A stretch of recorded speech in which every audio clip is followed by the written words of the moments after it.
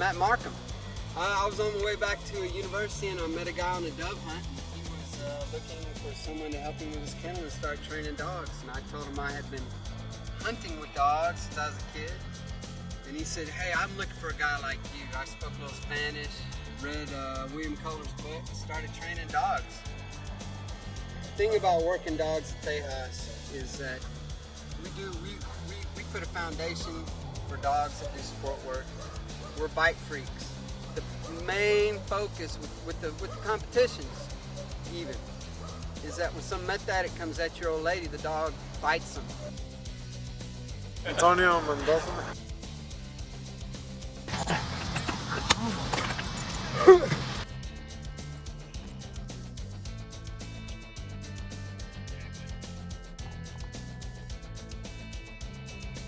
My name's Michael. Nico is a German Shepherd. She's 4.5 or so she's been training about that whole time, but I've had her for a little over 3 years now, training with her. Away from working, she's just like a regular dog, and you wouldn't know anything different as far as what her training is. The sport as a whole is pretty fun, you know, you get to work with your dog and bond with them a little bit more and kind of see what their potential might be. As long as they're having fun and you're having fun, that's really what it's all about. Part of what Matt's doing is obviously bringing the sport more into the public arena, which is kind of fun as well. And just having a handful or two of us compete is a little bit more enjoyable because, you know, we all want everybody to do well, but yet we have that competitive nature and want to beat each other. So that's pretty much it. I mean, it's about having fun with the dog and coming out and working with her. I didn't pick the name. She was named when I got her, but her name is Lola.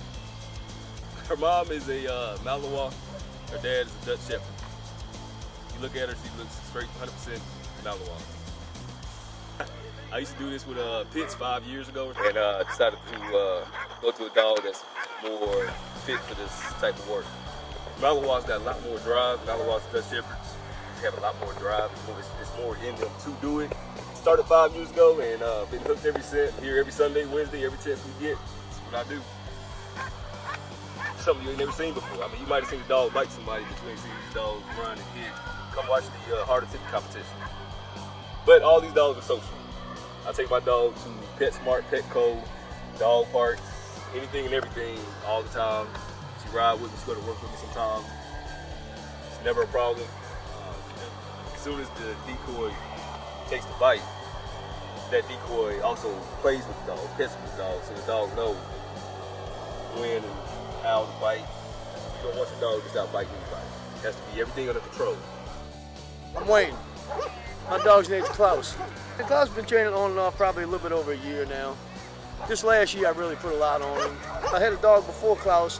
I've always been in the German Shepherds, and I had another dog, just a little from a backyard breed, a Heidi, and I put Heidi into some French ring, and we did that a few years back.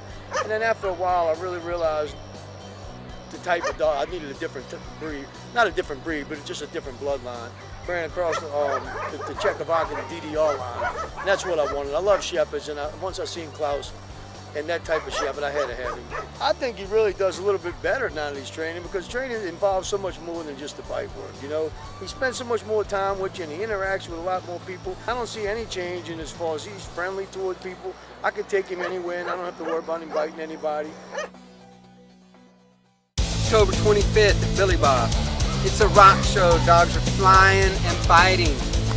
We got automatic Uzi prop guns, rounds going off. We're gonna have a hardest hitting dog contest. Dogs are gonna be flying through the air, knocking fools over. It's mayhem.